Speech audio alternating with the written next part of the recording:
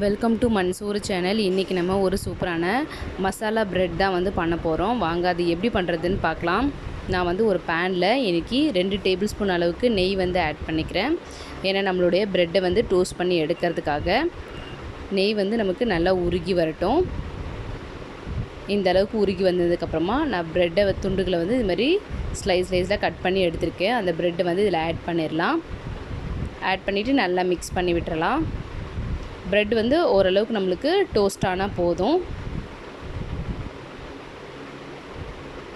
பாருங்கள், இந்த அளவுக்கு டோஸ்ட் ஆனால் போதும். இது தனியாக எடுத்து வச்சுக்கலாம். நாம இப்போ ஒரு பேனில் 1.5 டேபிள் ஸ்பூன் அளவுக்கு நெய் வந்து ஆட் பண்ணிக்கலாம். நீங்கள் நெய் வேணான்னா பட்டர் கூட நீங்கள் ஆட் பண்ணிக்கோங்க. நெய் வந்து நல்லா சூடானதுக்கப்புறமா இதில் ஒரு 1/4 டேபிள் ஸ்பூன் அளவுக்கு ஜீரகம், இது கூடவே கொஞ்சமாக வந்து நான் முந்திரி பருப்பு வந்து ஆட் பண்ணுறேன். உங்களுக்கு வேண்டான்னா நீங்கள் இதை ஸ்கிப் பண்ணிக்கலாம். இப்போ இது கூட ஒரு 2 டேபிள் ஸ்பூன் அளவுக்கு இஞ்சி பூண்டு வந்து நல்லா பொடியாக கட் பண்ணியிருக்கேன். அதையும் வந்து நீங்கள் ஃப்ரை பண்ணிக்கோங்க. நம்மளுக்கு வந்து இது வந்து ரொம்ப கருகாமல் இருக்கணும். அப்புறமா 1 கப் அளவுக்கு வெங்காயம் வந்து பொடியாக கட் பண்ணியிருக்கேன். இது கூட 1 கப் அளவு பீன்ஸ், கேரட் வந்து ஒரு 1/4 கப் அளவுக்கு எடுத்திருக்கேன். இதை வந்துட்டு நம்ம எல்லாத்தையுமே நல்லா வந்து வதக்கி விட்டுறலாம். இந்த அளவுக்கு லைட்டாக வந்ததுக்கப்புறமா 1/4 டேபிள் ஸ்பூன் மஞ்சள் தூள், 1 டேபிள் ஸ்பூன் மிளகாய் தூள், உப்பு வந்து இந்த வெஜிடபிளுக்கு தேவையான அளவுக்கு இருந்தால் போதும். ஆட் பண்ணிவிட்டு நல்லா மிக்ஸ் பண்ணி விட்டுருங்க. ஏன்னா வெஜிடபிள் வந்து நம்மளுக்கு ரொம்ப கருகாமல் இருக்கணும். அப்போ தான் வந்து நல்லா டேஸ்ட்டாக இருக்கும். நல்லா அந்த மசாலாலாம் வெந்ததுக்கப்புறமா 1 கப் அளவுக்கு நான் வந்து தக்காளி வந்து ஆட் பண்ணுறேன். நம்ம முன்னாடியே ஆட் பண்ணோன்னா தக்காளி வந்து ரொம்ப குழஞ்ச மாதிரி ஆகிடும், உங்களுக்கு கிரேவி மாதிரி ஆகிடும். அதனால தான் வந்து நான் மசாலா ஆட் பண்ணதுக்கப்புறமா தக்காளி ஆட் பண்ணுறேன். இப்போ ஒரு மூடி போட்டு இதை வந்து ஒரு 2 மினிட்ஸ் வந்து வேக விட்டுறலாம்.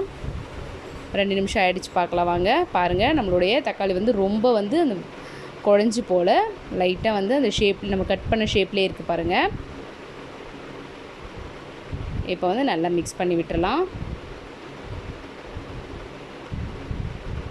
இப்போ இது கூட 1 டேபிள் ஸ்பூன் அளவுக்கு நான் சோயா வந்து சாஸ் வந்து ஆட் பண்ணுறேன்.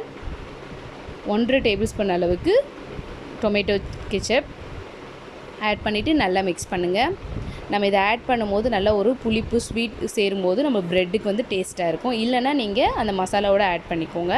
இதில் ஒரு 1/4 கப் அளவுக்கு தண்ணி வந்து ஆட் பண்ணிக்கிறேன். நீங்கள் வந்து அந்த சோயாலாம் ஆட் பண்ணதுக்கப்புறம் உடனே தண்ணி ஊற்றக்கூடாது. கொஞ்சம் வந்து நல்லா அதை கொதிக்க விட்டதுக்கப்புறமா தண்ணி ஆட் பண்ணி இதை கொஞ்சம் நல்லா கொதிக்க விட்டுறலாம். இல்லைன்னா நம்மளோட அது சோயாவோடையும் கெச்சப்போடையும் ரா ஸ்மெல் இருக்கிற மாதிரி இருக்கும். இப்போ ஆல்ரெடி நம்ம ஃப்ரை பண்ணி வச்சுருக்கேன் அந்த ப்ரெட் துண்டுகளை வந்து இதில் ஆட் பண்ணிடலாம். ஆட் பண்ணிவிட்டு இதை வந்து நீங்கள் நல்லா மிக்ஸ் பண்ணி விடுங்க அந்த மசாலாவோட. இப்போ இது கூட பொடியாக நறுக்கின கொத்தமல்லியை வந்து ஆட் பண்ணிக்கலாம். ஆட் பண்ணிவிட்டு நல்லா வந்து மிக்ஸ் பண்ணி விட்டுறலாம். பாருங்கள், நம்மளுடைய மசாலா ப்ரெட் வந்து சூப்பராக வந்துருச்சு. இது குழந்தைங்களும் நல்லா விரும்பி சாப்பிடுவாங்க. இதில் வெஜிடபிள் இருக்கிறதுனால எல்லாமே உங்களுக்கு டேஸ்ட்டாக இருக்கும். இந்த மசாலா ப்ரெட்டை நீங்களும் உங்கள் வீட்டில் ட்ரை பண்ணி பாருங்கள். உங்கள் குழந்தைங்களுக்கும் கொடுங்க, ரொம்ப விரும்பி சாப்பிடுவாங்க. இந்த ரெசிபி உங்களுக்கு பிடிச்சதுன்னா உங்கள் ஃப்ரெண்ட்ஸ்க்கு ஷேர் பண்ணுங்கள். சப்ஸ்கிரைப் பண்ண மறந்துடாதீங்க. தேங்க்யூ.